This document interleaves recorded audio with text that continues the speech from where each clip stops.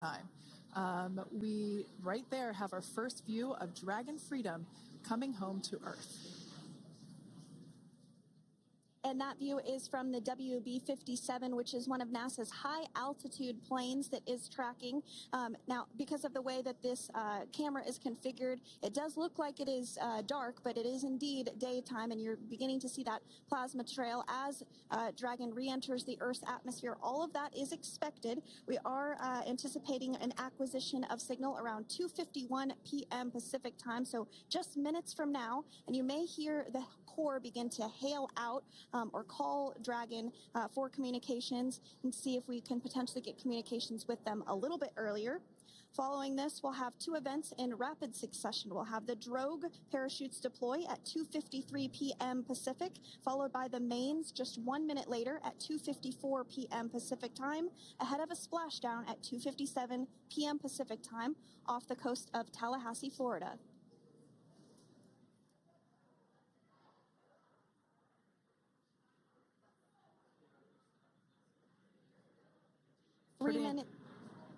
Pretty incredible views of the Dragon spacecraft making its way home back to planet Earth with the Crew-9 astronauts on board.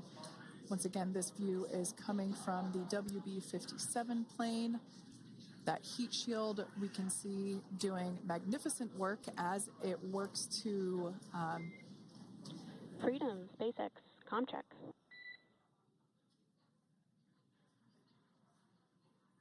All right, we're going to start hearing the SpaceX Crew Operations Resource Engineer. SpaceX Crew-9 is with you.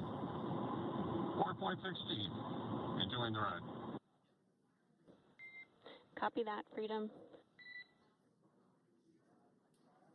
Great news there from Commander Nick Hague reporting back. We see a healthy flight computer. Expect automated chute deployment.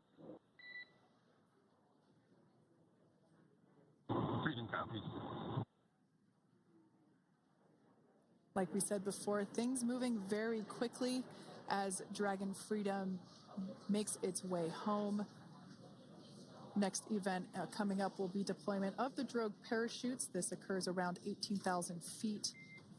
GPS has converged. Expect nominal altitude for drogue chute deployment.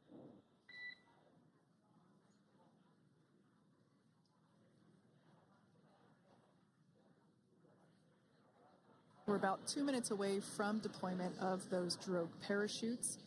Now the heat shield is continuing to work to slow the vehicle down. That entry period, the Dragon spacecraft went from orbital velocity about 17,500 miles per hour down to about 350 miles per hour. So that really gives you a sense of why that plasma builds up on the exterior of the capsule, thanks to the heat shield and the work that it does. Those drogue parachutes will slow it down from 350 to about 119 miles per hour. We can see 15 kilometers. Brace for drogue window. We can see seat rotation happening inside the capsule. Great to get those first views of our crew members. Once again, the capsules are going about 350 miles per hour when the drogues are deployed. Those drogue parachutes that we manufacture here in-house are going to slow the spacecraft down to 119 miles per hour. And that is when we will see the main parachutes deploy, and that occurs about 6,000 feet above the ocean's surface. And we are expecting drogue deployment at 2:53 p.m. Pacific, so we should see it any second now. And there you are getting a great view of Crew-9 inside Dragon Freedom as it returns back to Earth. We are awaiting the drogue deploys. This view coming from the WB-57 high-altitude plane. And there you see it on your screen, drogue deployment. Drogue descent rate nominal. You can hear the crowd here. Visual on 2 healthy drogues. The crowd here very excited as Dragon Freedom continues to make its way back to planet Earth.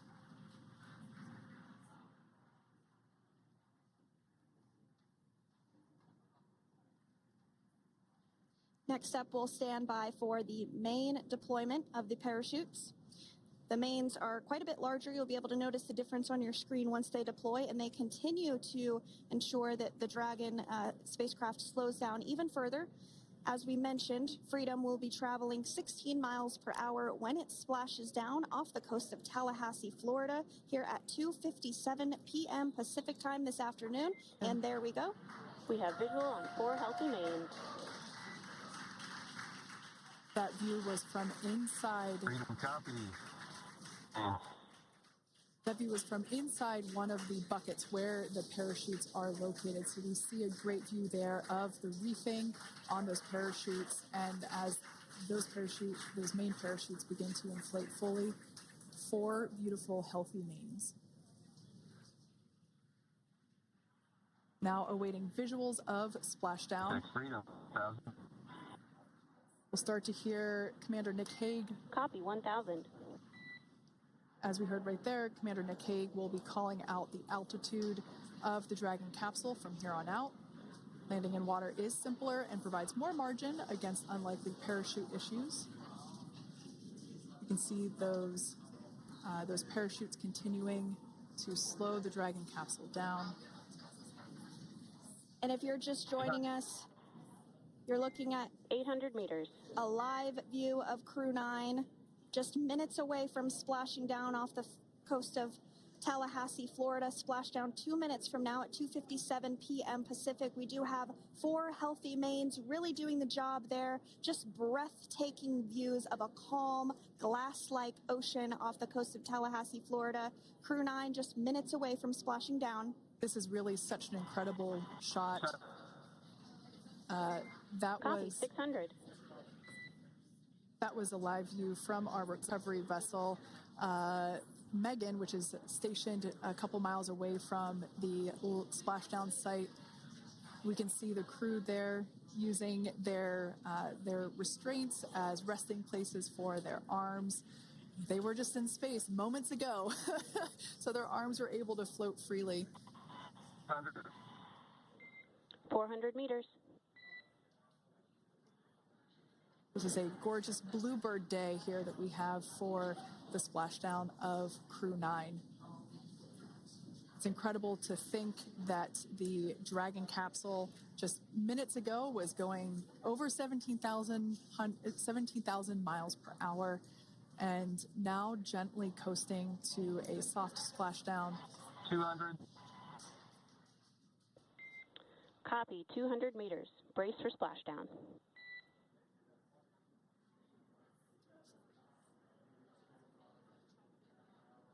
As you can see there on your screen, continuing to monitor progress of the Dragon spacecraft. And we're going to stand by for splashdown located in the Gulf of America off the coast of Tallahassee, Florida.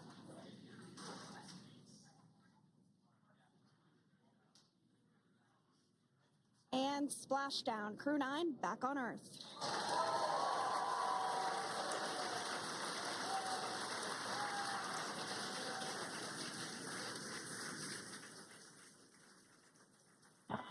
And SpaceX Freedom, splashdown.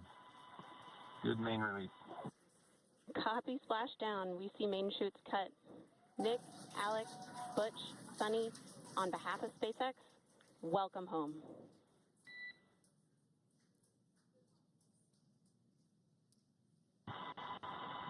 It is an amazing, what a ride.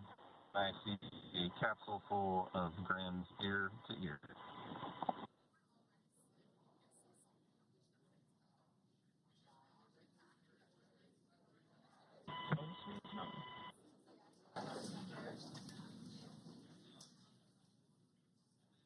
And as you can see on your screen, we have visual confirmation of splashdown. Dragon Freedom has returned home, and NASA astronauts. System safety verifications are in progress. We'll report back when recovery personnel are en route.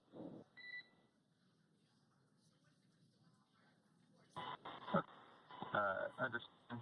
And, we're in section 2, 4.800 landing response.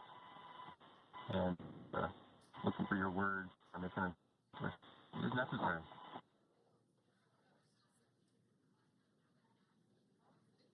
In the distance, we can see the recovery vessel making its way.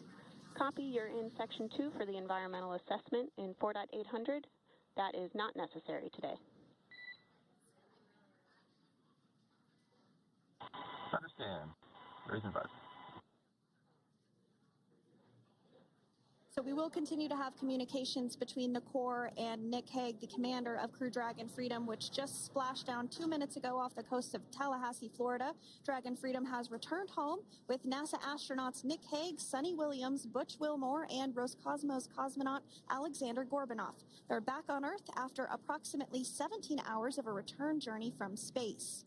The SpaceX recovery ship and team have been waiting for Dragon's splashdown, and they will now make their way to the splashdown location. The teams have been ready and waiting about 3 nautical miles away, so it's going to take them about 30 minutes or so to make their way And to SpaceX Freedom. Pretty sure we're in stable 1. Copy, Stable 1. We see the same. It's going to take about 30 minutes for the recovery team to make their way over to Nick, Sonny, Butch, and Alexander, who are still seated and secured inside that Dragon spacecraft there on your screen. Incredible views there of that thermal protection system, or TPS. That Dragon capsule was pristine, white color before it departed the station, and we can see how the reentry phase, the thermal protection system did its job. Now, if you're wondering what that hole, that like bucket area is, that is underneath the side hatch. That is where the main parachutes were stored. So when we saw the Dragon capsule docked at station, it looked very different. The panel that protects and covers the main parachutes, that was still intact, as well as the panels that enclose where the drogue parachutes are located. We can see those fast Freedom. boats. SpaceX is go for recovery personnel to approach. Expect personnel alongside in the next few minutes. Freedom copies. We can see those fast boats. We weren't kidding when we said they were fast. While it does take about 30 minutes for the main recovery vessel to make its way over to the capsule, these fast boats will be doing a couple of things simultaneously. A couple of them are going to be working to retrieve the parachutes that you see in the background there of this drone shot. Those parachutes will be retrieved from the ocean surface. We want to make sure we are able to pull those out. The recovery vessel there closest to the spacecraft is going to be performing some safety checks. We can see there they're using an instrument that is basically working to detect if there are any hypergolic vapors or fumes that are still residing in and or around the Draco thruster nozzles or outlets. The hypergolic fuel, which is necessary for on-orbit burns to maneuver the spacecraft. Unfortunately, those hypergolics are unable to be breathed. They are toxic, and so this team here is doing those initial safety checks to make sure that it is safe for the rest of the recovery team to approach the spacecraft. They're also checking to make sure that any residuals from the pyros are safe and are not going to cause any issues. We can see the team working their way around the spacecraft to do these these sniff tests on all of those Draco thrusters.